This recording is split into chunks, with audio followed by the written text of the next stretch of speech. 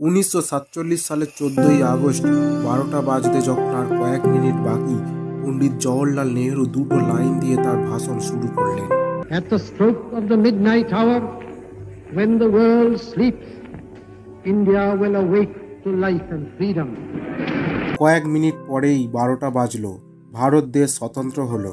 পরের দিন 15ই আগস্ট সকালবেলায় গণপরিষদের রাষ্ট্রীয় যাত্রা শুরু হলো।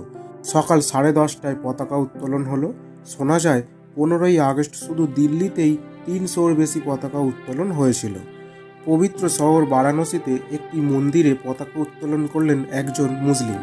স্বাধীনতার সময় আইন হয় ভারতের জাতীয় পতাকাটি তৈরির জন্য ব্যবহৃত হবে একমাত্র খাদি কাপড় এবং অন্য উপাদানে পতাকা আকাশে উড়লে জরিমানা সহ 3 বছরের কারাদণ্ড হবে। 1947 সালে 15ই আগস্ট গান্ধীজি স্বাধীনতা উৎসবে যোগ দেননি। তিনি 24 ঘন্টা